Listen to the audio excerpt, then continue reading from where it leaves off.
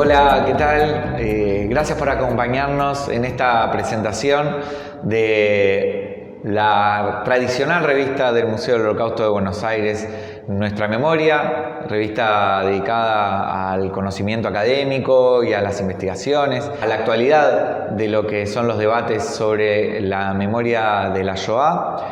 Este número 40 es muy especial porque es el primero que se hace en formato digital y porque también ha demorado algún tiempo en publicarse. Tenemos el lujo de presentar esta revista junto a dos grandes amigos de la casa, investigadores prestigiosos de la Argentina, en temas especialmente relacionados con el Holocausto y la Argentina, pero también en sus propios campos de investigación. Tenemos a la doctora Marcia Arras y al doctor Emanuel Kahn, a quienes les agradecemos muchísimo por acompañarnos hoy, y fundamentalmente agradecerles a los y las autores y autoras de este número. Con sus artículos han hecho un gran aporte que giró en torno a los cambios y las novedades, y sobre todo por qué el año 38 fue un año tan crítico para la historia de lo que fue el régimen nazi, pero particularmente de la persecución de los judíos en el Tercer Reich.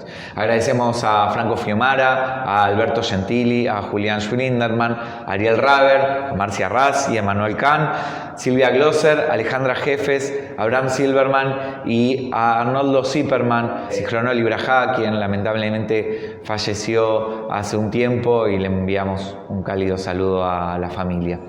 Agradecemos también a Julia Jujas, que oficia de compiladora y de quien está detrás de los autores de cada uno de los números de Nuestra Memoria, a Sima Milmaniene, quien desde la comisión directiva ha acompañado esta publicación históricamente, y a Marcelo Glassman, que nos ha colaborado en su impresión, y a Brenda Fischer en todo lo que tiene que ver con la comunicación de esta revista y de este encuentro. Comenzamos ahora entonces con las reflexiones que Marcia y Emanuel nos van a compartir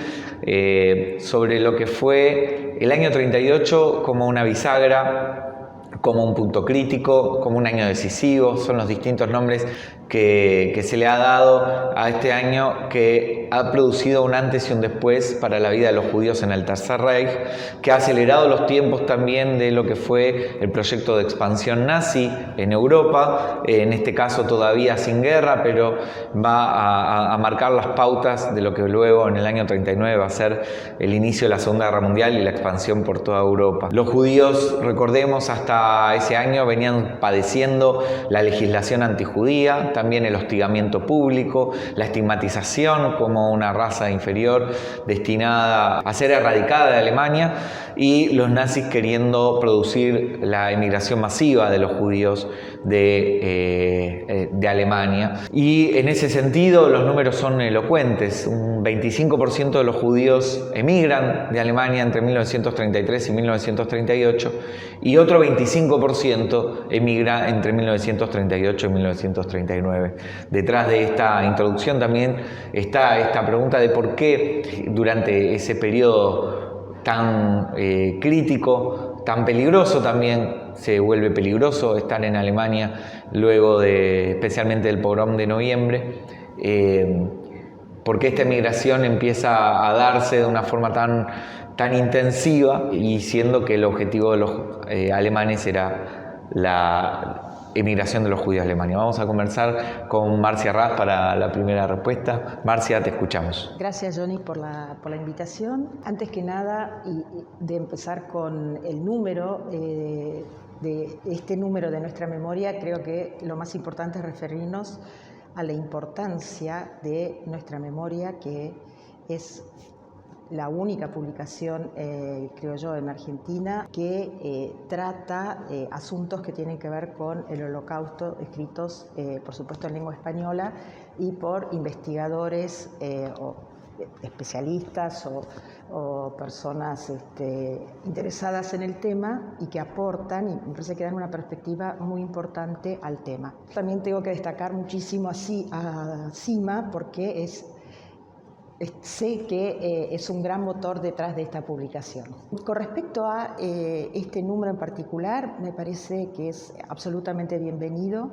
esta decisión de que cada número tenga una unidad temática, porque permite como un mosaico de distintos aspectos de un mismo tema, desde distintos investigadores, que le da una riqueza muy particular. Y con respecto a los aportes, bueno, ni qué decir, bueno, está Ariel, Silvia, Franco Fiumara, personas que en Buenos Aires son los que en general más se ocupan de este tema. Así que son bienvenidos todos sus aportes y todas sus miradas. Y me parece que el número condensa muchos de los problemas que se dan en torno a, que la historiografía se dan en torno a el año 1938. Primero, como bien dijiste, Johnny, este punto de inflexión en la política antijudía nazi, que pasamos a un ataque violento, sangriento, de una discriminación legal y una segregación legal a los judíos en Alemania, a este primer ataque letal a los judíos que estaban bajo el poder de los alemanes. Todo un montón de aspectos se desprenden de esto, pero en general el año 1938 abarca o refiere al Holocausto en lo que tiene que ver con la dimensión de los territorios ocupados por Alemania todavía en ese momento. Es decir, que cuando pensamos en los refugiados, pensamos en refugiados fundamentalmente de Alemania y de Austria, ¿no? Es decir, que si lo viéramos desde una perspectiva argentina, tal vez pensaríamos en otro tipo de movimientos poblacionales de judíos hacia nuestro país. También tiene que ver con aspectos del antisemitismo, por supuesto. Y me parece que Emanuel claramente señala que si hay que mirar o tratar de entender el antisemitismo en Argentina, los puntos de mayor manifestación del antisemitismo no coinciden con por ahí los que son los acontecimientos que tradicionalmente toca la historiografía del Holocausto. Y así sucesivamente, también en el caso de Ariel, que hace un trabajo extraordinario, creo que abarca todo lo que tiene que ver con las agencias judías, pero había también algunas otras, sobre todo antes de la guerra, como la ICA, que todavía están funcionando y que también forman parte de la posición o el lugar que ocupó la Argentina en este momento. Gracias, Jonathan, por la invitación y por compartir este panel, esta mesa con Marcia, a quien también estimo y admiro mucho intelectualmente. Como decía Marcia, en principio, bueno, felicitar y agradecer la reaparición de la revista Nuestra Memoria. Para quienes nos hemos formado en temas de investigación y enseñanza del Holocausto, ha sido una revista que resultó central, sobre todo en mis años formativos y también luego en la posibilidad de publicar algunos avances de mis investigaciones. Como decía Marcia, reunía ahí un conjunto de trabajos escritos mayoritariamente en español, algunos traducidos de otros idiomas al español, que de alguna manera ponían en relación distintos aspectos vinculados al Holocausto, tanto por lo que pasaba aquí en Argentina durante los años del Holocausto o a posteriori, y también muchas veces debates que de alguna manera, centrados en la producción historiográfica europea, se traducían y nos permitían conocer de primera mano o de segunda mano a veces, ¿sí? Qué es lo que se estaba debatiendo en otros lugares. En ese sentido, este número dedicado a 1938 es un número certero, me parece que muy interesante en su producción de artículos, pero que, como bien dice Abraham Silverman en la introducción del artículo, nos repone frente a un debate, si se quieren, como muy clásico de la historiografía respecto de cuándo comienza el Holocausto, en qué fecha precisamos el inicio del proceso de persecución y exterminio. ¿En 1933, cuando es el ascenso del nazismo, o en 1938-39, cuando se inicia el proceso de guetización? Y ahí me parece que en 1938, la revista en este caso, ¿sí?, pone el foco en un año que resulta precipitante, podríamos decir, para una serie de acontecimientos que van a darle la magnitud del crimen masivo contra los judíos perpetrados por el nacionalsocialismo. Ahora, me parece que eso que aparece en la voluntad del artículo y que está como esgrimido en el debate que repone Abraham Zimmerman en su trabajo, es un problema también para quienes, además de investigar el Holocausto, enseñamos el Holocausto. ¿Por qué digo? Porque bien lo sabemos nosotros, ¿sí? Cuando miramos los acontecimientos desde la distancia histórica, efectivamente en 1933 es el ascenso del nazismo, en 1935 es la promoción de las leyes de Nuremberg, 1938 aparecen ahí el pogrom de noviembre, alguna serie de anexiones, ¿sí?, que empieza a iniciar Alemania sobre el continente europeo. 1939 es el inicio de la guerra. Aparece una serie de fechas que son como estructurantes del proceso, pero que en términos de la enseñanza bien deberíamos reconocer que los actores, las y los judíos que están viviendo en Alemania, que están viviendo en Europa en ese momento, no saben cuál va a ser el devenir. Jonathan decía, en 1938, para 1938, el 25% de los judíos de Alemania ya habían migrado. Seguramente, de haber sabido que en 1941 se iniciaba la solución final, ese número potencialmente habría sido mayor, pero los actores no saben qué es lo que va a pasar. Entonces, ahí es interesante pensar que 1938 es un año significativo para nosotros y a la distancia, pero los actores todavía no tienen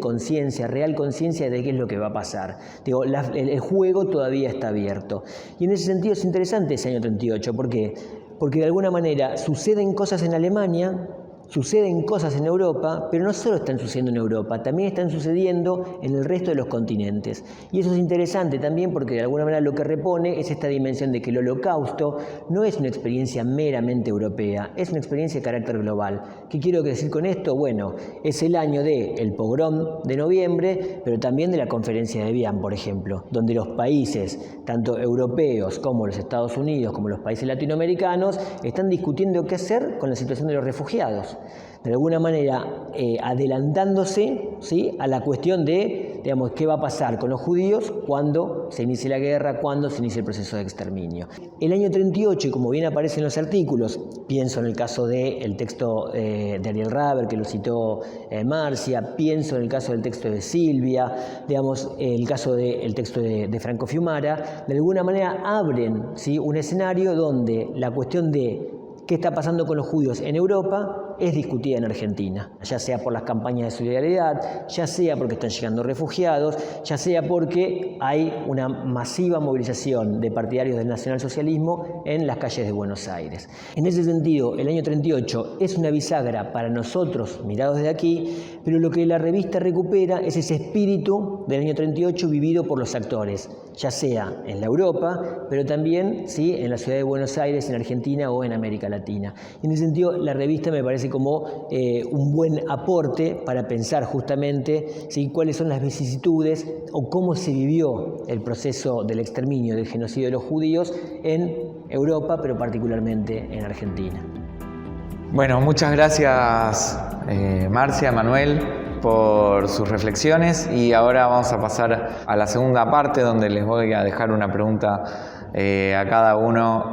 para que amplíen. En tu caso, Marcia, preguntarte cómo aporta la revista a nuestra memoria, a lo que es la construcción de este diálogo entre lo que fue el Holocausto y la Argentina, y a vos, Manuel, cómo funciona y qué aportes hace la academia a la memoria reciente, no solamente en términos de la divulgación, sino también, aprovechando que antes hiciste mención, al aspecto educativo. Bueno, un poco como decían en la intervención anterior, la revista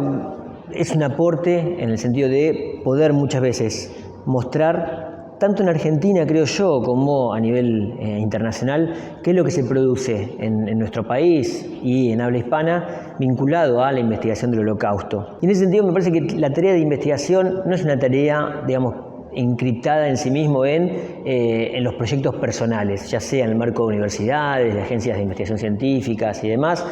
y que de hecho, si uno mira el recorrido de la revista, el índice, lo que puede identificar es que las inserciones institucionales, las disciplinas son variadas, hay juristas, hay sociólogos, historiadoras, digamos, y que están a la vez en distintos ámbitos de producción, pero que en sí misma la investigación requiere también una dimensión vinculada a la divulgación, en dar a conocer a un público más amplio, que puede ser potencialmente el público visitante de un museo, puede ser el público de afectados, los sobrevivientes del Holocausto, pero también estudiantes de distintos niveles del sistema educativo, qué es lo que se produce, qué es lo que se debate y acontece vinculado a el Holocausto en Argentina. Y ahí me parece que la revista, el número vinculado a la década del 38, tiene algunos tópicos que me parecen destacables. Por ejemplo, la idea de que el Holocausto, ¿sí?, no es una experiencia, o mejor dicho, como acontecimiento histórico es una experiencia cerrada, concluida, acabada, pero que la interpretación y los debates se reabren en contextos específicos. En ese sentido, me parece que, por ejemplo, dos de los trabajos resultan muy significativos en el aporte que hace la revista, dedicados a pensar, por ejemplo, ¿sí?, cuál es el impacto que tiene la discusión sobre la ley antidiscriminatoria en Argentina, que se sanciona en 1988, con lo que sucede en nuestro país a posteriori respecto del reconocimiento de la esfera pública de la educación, la conmemoración y la investigación del Holocausto. Como una ley que se sanciona en un contexto específico, la década del 80, la transición a la democracia en Argentina, puede ser, no digo rectificada, pero puede ser repensada la normativa al calor de lo que significa la memoria del Holocausto en nuestro país. Y lo mismo, pensar esa dimensión del Holocausto a la luz de la nueva agenda, el reconocimiento de la agenda de género en nuestro país y los debates respecto de cómo viven las mujeres migrantes, refugiadas, exiliadas y sobrevivientes que llegan a nuestro país desde 1933 a 1938, cuando se cierra la posibilidad de acceder, y lo que sucede desde 1945, cuando la guerra concluye y los sobrevivientes buscan nuevos destinos. En ese sentido, me parece que la revista es un buen aporte. ¿Por qué? Porque nos da una serie de insumos que tienen que ver con la divulgación, pero también para quienes trabajamos en la enseñanza, son artículos breves, ¿sí?, que nos dan muchas herramientas, ya sea conceptuales, como históricas, como empíricas, para poder trabajar en el aula diversos aspectos, ya sea históricos, como justamente de memoria, es decir, de debates posteriores, de qué manera el Holocausto sigue interpelando una agenda pública. En ese sentido, Johnny, la revista, ya sea el número 38, como nuestra memoria en general, guarda ese espíritu, poner en diálogo las producciones académicas con un universo más amplio, un escenario más amplio, que puede ser la divulgación, pero que también ha sido la enseñanza. Digo, para quienes somos lectores asiduos de la revista, hace no muchos números atrás hay un número dedicado especialmente a la enseñanza del Holocausto en Argentina. Entonces, en ese sentido, digo, no es necesario solamente hacer un número específico sobre la enseñanza, sino entender que esta producción sirve para trabajar diversos aspectos en las aulas, en las escuelas secundarias, en las universidades, y me parece que ahí está su riqueza y su aporte. Con respecto a los aportes de este número, que son tantos, me parece, a la historiografía del Holocausto, lo que me interesaría destacar es cómo se pueden hacer aportes, como el Holocausto claramente es un acontecimiento global, como dijo Emanuel. Hay miradas o aspectos que se pueden ver desde la Argentina que pueden ayudar a revisar algunos de los tópicos más predominantes o hegemónicos en la historiografía en su estado actual. Uno, por ejemplo, de los tópicos que me parece que el trabajo de Julian Schwindelmann claramente trae a colación es la historiografía sobre la revuelta del gueto de Varsovia. Y él claramente, su trabajo es excelente, hay que leerlo, pero refiere al surgimiento de los movimientos de resistencia dentro de los guetos, es decir, un movimiento de resistencia, llamaríamos urbana, a el exterminio alemán. Sin embargo, en mi humilde opinión, además de ese debate que es muy interesante sobre la formación del relato sobre la revuelta que hemos heredado, me parece que hay un aporte que también tendríamos que poder plantear desde la Argentina, que es el lugar de los de los fugitivos de Treblinka que regresaron al gueto en la formación de estos movimientos de resistencia. Claramente, y esto está mencionado si miramos los documentos de 1942, todos los deportados a Treblinka del gueto de Varsovia, cuando regresan al gueto, vienen con un relato, que es el de este judío argentino, Meyer Berliner, que había matado a un alemán. Y varios de los que sobrevivieron a Treblinka lo mencionan como alguien que los inspiró a actuar en el campo, y también algunos de los fugitivos que fueron al gueto también formaron parte después de estos movimientos de resistencia armada dentro del gueto. Es decir, que esta relación entre esta pregunta sobre cuándo surge el movimiento de resistencia o quiénes son los que lo originan, habría que incorporar por lo menos a un argentino destacado que merece estar también en el panteón de los resistentes del Holocausto, que es Meyer Berliner. Con respecto a lo que plantea Abraham sobre la historiografía, ha demostrado magistralmente, y han sido debates muy interesantes de una erudición extraordinaria sobre